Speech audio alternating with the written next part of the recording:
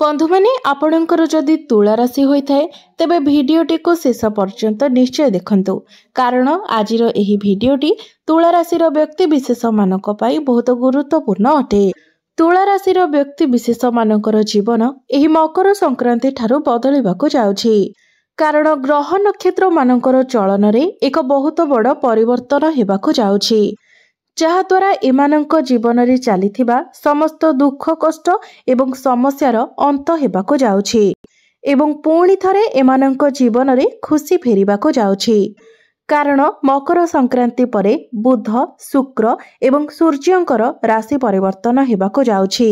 एहा सहित मंगल मध्य बक्री होई आपणकर भाग्य स्थान को चलन करिवे जहाद्वारा आपणक जीवन रे एक विराट परिवर्तन हेबाकु जाउछि।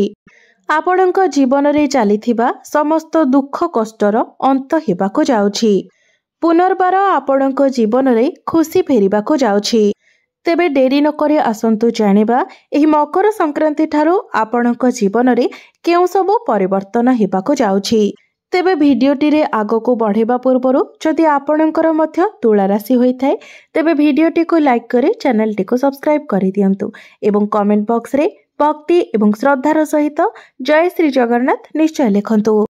बंधु माने पूर्वरु आपणकर स्वास्थ्य खराब रहुथिला धन जनित नाना प्रकारर समस्या देखा देउथिला आपण ऋण नेइथिले मात्र ऋण सुझिबाको आपण समर्थ होई पारुनथिले ऋणर भार आपणक उपरे बढ़ी जाइथिला आपणकर घर एवं परिवार रे खुशीर वातावरण नथिला शिक्षा क्षेत्र रे मध्य विभिन्न प्रकारर समस्या देखा देउथिला एहा सहित आपणकर अजथा खर्च मध्य हेउथिला एवं समाज रे मान सम्मान मध्य आपणकर कमी जाइथिला आपणकर योग्यता थिबा सत्वे मध्य आपणको चाकरी मिली पारु नथिला एवं संतान संतति को नै मध्य आपण चिंतित रहुथिले व्यापार वाणिज्य रे मध्य आपणको क्षतिर सामना करिबाको पडुथिला एवं प्रेम जीवन रे मध्य आपणकर नाना प्रकारर समस्या देखा देउथिला तेबे एभली जहाँ भी किछि समस्या आपणक जीवन रे चालुथिला ताहा बे खूब शीघ्र दूर हेबाको जाउछि। आपणक जीवन रे एही मकर संक्रांति ठारू पुणी थरे खुशी फेरिबाको जाउछि आपणक जीवन रे पुनर्बार नूतन सूर्योदय हेबाको जाउछि।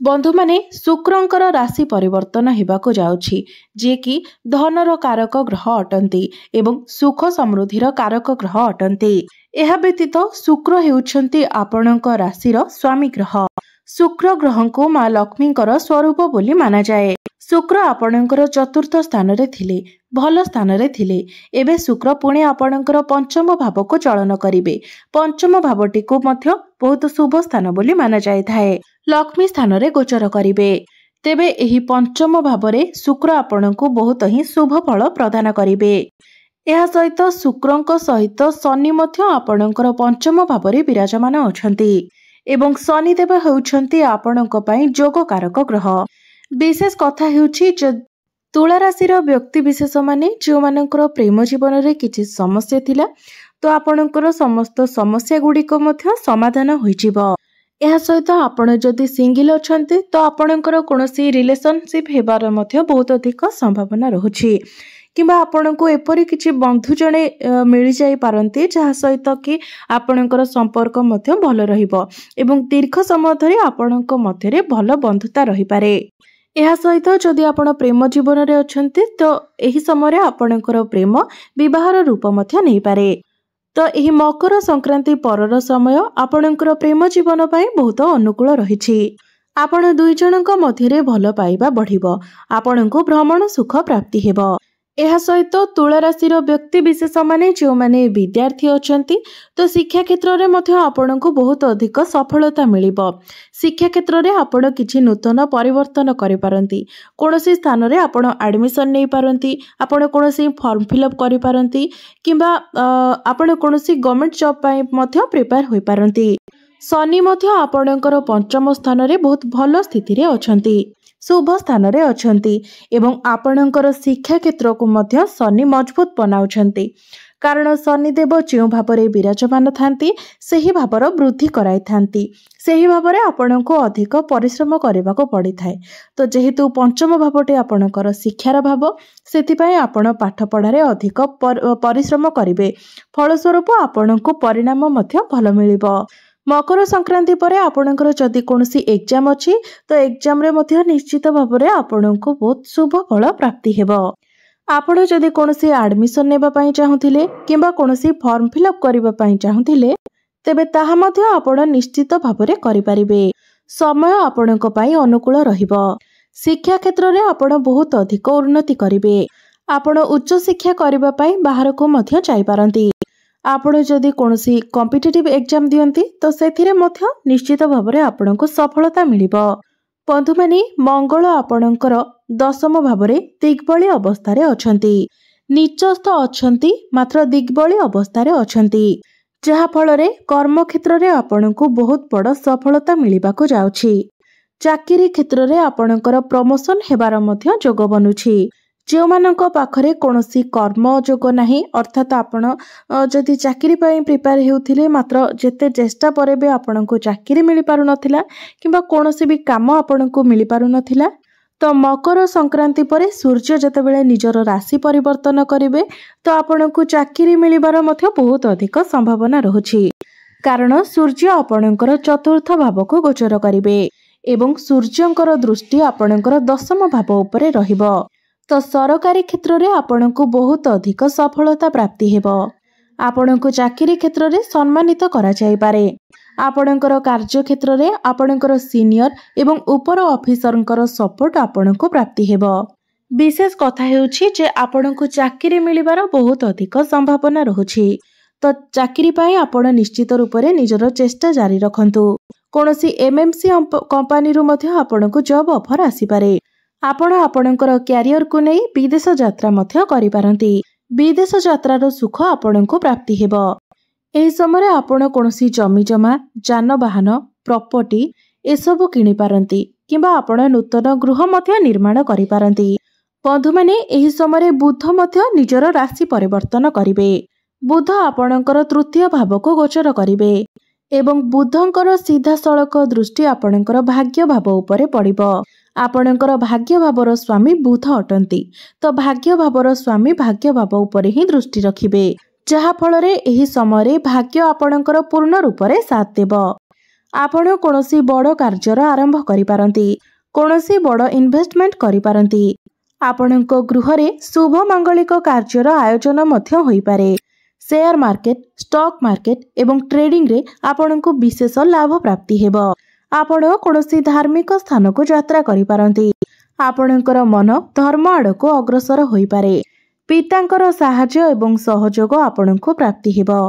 गुरु आपणकर अष्टम भाव रे बसी आपणकर द्वितीय भाव आपणकर द्वादश भाव एवं आपणकर चतुर्थ भाव को देखिबे। द्वितीय भावटी होइथाय धनर भाव।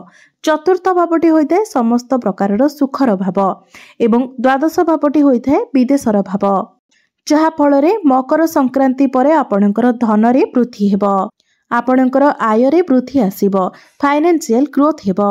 आपणको आकस्मिक धन प्राप्ति हेबार जोग बनुछि। आपण एही समय अर्थ मध्य संचय करि पारिबे। एही समय आपणकर बैंक बैलेंस बढ़िबो। आपणको पारिवारिक सुख प्राप्ति हेबो। जेउ दंपति माने दीर्घ दिन धरी संतानर कामना रखिथिले आपणको संतान सुख मिलि पारु नथिला तो एही मकर संक्रांति परे आपणको संतान सुख मध्य प्राप्ति होई पारे।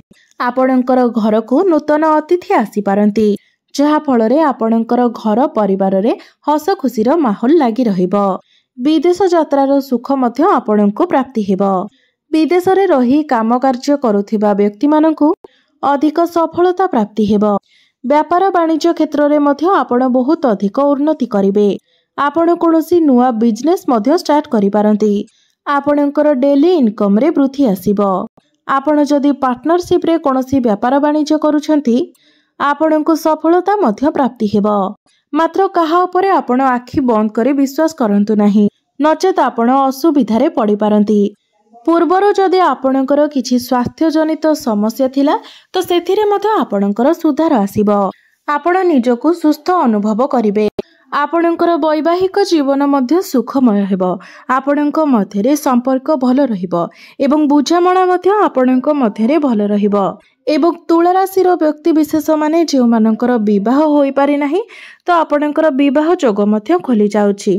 तो एही समय आपणकर विवाह मध्य होई जिवो। ऑनलाइन डिजिटल एवं मार्केटिंग क्षेत्र में काम करुथिबा व्यक्ति विशेष मानकु मकर संक्रांति परे एही सबु क्षेत्र में बहुत अधिक सफलता मिलिबो। स्टेशनरी दुकान ब्यूटी पार्लर एवं कंस्ट्रक्शन ने काम करुथिबा व्यक्ति विशेष मानकु विशेष लाभ प्राप्ति हेबो। आपणकु आकस्मिक धन लाभ हेबार बहुत अधिक संभावना रहुछि। आपणकर कोनोसी एक बड़ इच्छा एही समय पूर्ण होई पारे। बड़ भाई भौणी मानकर सपोर्ट आपणकु मिलिबो। एहा सहित पितांकर सपोर्ट मध्य आपणकु प्राप्ति हेबो। तेबे सबु दृष्टिरु देखिबाकु गले एही मकर संक्रांति परे आपणकु प्रत्येक क्षेत्र में सफलता मिलिबाकु जाउछि। ताहा आपणकर शिक्षा क्षेत्र में हेउ, प्रेम जीवन रे हेउ, आपणकर वैवाहिक जीवन रे हेउ, भाग्य रे हेउ किंबा आपणकर क्यारियर रे हेउ, आपण प्रत्येक क्षेत्र में उन्नति लाभ करिबाकु जाउछंती। तेबे अधिक शुभत्व प्राप्ति करबा पई आपण प्रत्येक दिन मां लक्ष्मीकर आराधना करंतु एवं प्रत्येक दिन आपण शुक्रंकर बीज मंत्र मध्य 108 थर जप करंतु। एहा सहित आपण प्रत्येक दिन उदित सूर्य को जलार्घ्य अर्पण करंतु। आपणकु निश्चित भाबरे अधिक शुभत्व प्राप्ति हेबो। एहा सहित प्रत्येक दिन आपण हनुमान चालीसार पाठ करंतु। आपणकु शुभ फल प्राप्ति हेबा सहित आपणकर भाग्य रे मध्य उन्नति आसीबो। तेबे बंधु माने आपणकर जीवन मंगलमय हेउ, एहा ही ईश्वरंक निकटरे मोर प्रार्थना। धन्यवाद।